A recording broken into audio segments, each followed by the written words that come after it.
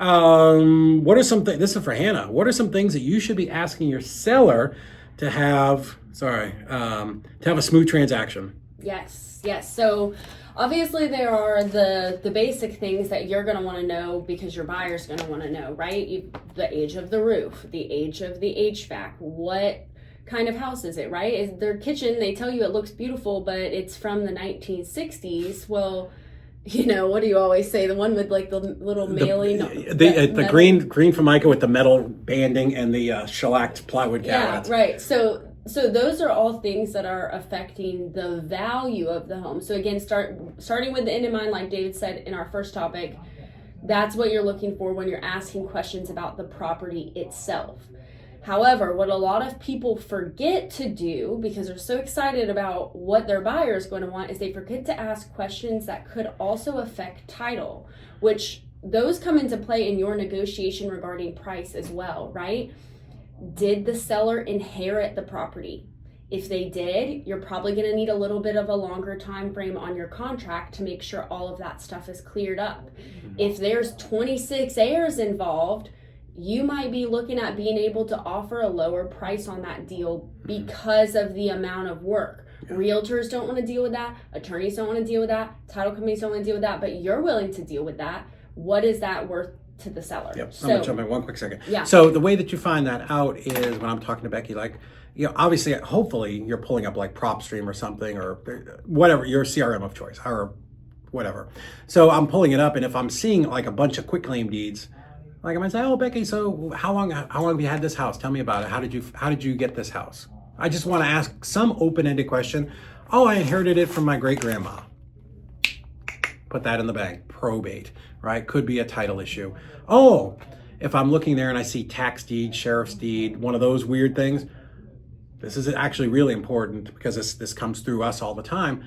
Oh my God, they bought this at the tax sale. So I would say, oh, Alan, so you bought this at the tax sale. Okay, cool. What do we know? Tax deeds are not insurable. Yeah, you own the house, but it's like a salvage title. So I've done a ton of videos on this. If you guys want it, just message one of us and I'll send it to you. But like the lower the level of deed, the less value a property has. So a tax deed has the lowest value. So if some guy went and bought a tax deed property for $4,000, and we should do a whole thing on tax deeds again, but they bought a house for $4,000 that's worth 60, and he's trying to sell it to you for 40. Don't be a dummy, right? Like he's getting you. You're never going to close that property because it's too expensive and it doesn't have clear title, right? So when you see those types of things, that's something you need to know. Tax deed, right?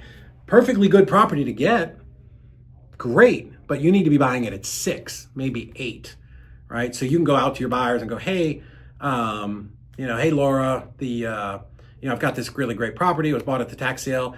I'm going to sell it to you, but it's going to convey on a quitclaim deed, or it's going to convey with no title insurance. But it's worth $60,000. I'm going to sell it to you for 14, right? Like it kind of goes back to the rural property. It's got to be so stupid cheap that the end buyer is willing to take a risk on it. So your question there with the seller, and it's usually the one that I like to ask in the beginning, is how did you obtain this property? Yeah. Did you inherit it? Did you get it on a tax deed? Did you buy it with your spouse that you're divorcing from? This question of how you obtained it leads into all these other side questions that you're going to want to ask as well. And all of those come down to the value and the time. So you've got, inheritance, you've got divorce. That's a big one.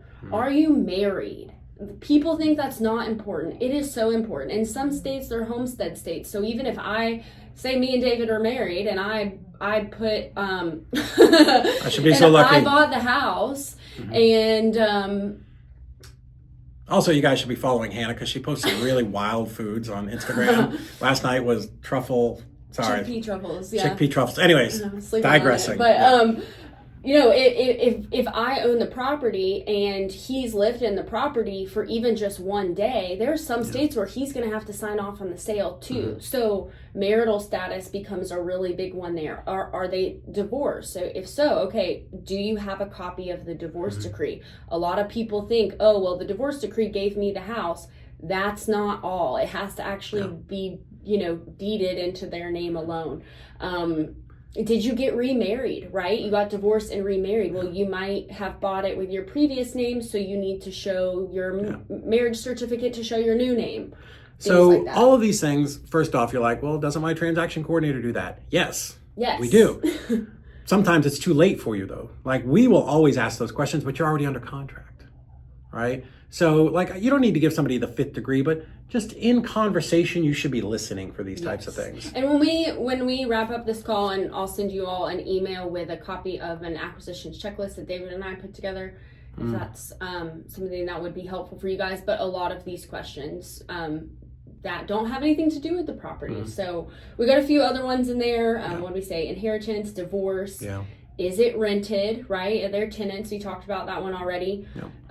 Is there a mortgage, right? Does the seller owe money? Because that's going to affect the rest of your conversation too. If you're trying to negotiate them from 180 to 150, but they owe 170, there's no negotiation to be had. Don't waste your time. Find out how much they owe on the property. If you're doing any sort of creative deal, that obviously matters. A little bit more. Yeah, most lien, I'm sorry, I can't I take my glasses off to read it if it's up close. If there's a lien, that's something that's usually paid out of the seller's proceeds. We don't negotiate it. I didn't negotiate it as a wholesaler. Unless I was buying the property for $0 and I was absorbing all those liens, there was no point for me to do that. But great question. Yeah, I mean, you can ask them like, hey, do you owe anything on the property? Like, you can ask them something like that. But yeah, we will 100% find out all of these things on our side. But these are things like, that contract comes to us, but you're working on dispo. Yeah, right? By the time the contract comes to us, you're ready to start looking for a buyer. Yeah. And if so here's the way that we handled this at Nationwide Property Liquidators was I wanted to know these problems because I didn't want to have acquisitions send a contract over to Hannah. She's all excited. She gets a buyer on the first day because she was using Investor Lift. And are you guys using Investor Lift, anybody? It's freaking awesome. My friend sold 3 properties yesterday morning just off of emailing it out. If you don't have that, I have a discount code for you on that too. But anyways, the problem is she talks to the buyer and he's like, yeah, I'm ready to close in like 5 days. And she's like, yeah, let's get this done. And then we go back and we're like, oh shit, we got to wait for like the bankruptcy, the court order to sell from the bankruptcy guy. That's going to take 5 weeks, right? So it just sets up expectations. Does that make sense to everybody? And that affects your future relationships with buyers too, right? Yeah. A lot of times sellers are not repeat sellers, but when you're wholesaling and you're in specific markets, some of those buyers are repeat buyers. So how you tee up that deal to them can affect your future business and those relationships as well. Yeah. So cool. So yeah. You did mention bankruptcy though. That's another great thing to ask. Are you in bankruptcy? Are you in foreclosure, right? Foreclosure specifically, man, we got timelines that have to be met. And sometimes they won't tell you, right? Foreclosure people are the worst. They're the worst head in the sand kind of people. We did a long case study yesterday with Stratton Brown and it was crazy. The lady said she didn't know any money and she did. Anyways, we don't have time to get into that one. So cool. So does that make sense to everybody? Some of the things that you should be asking, why you ask those things?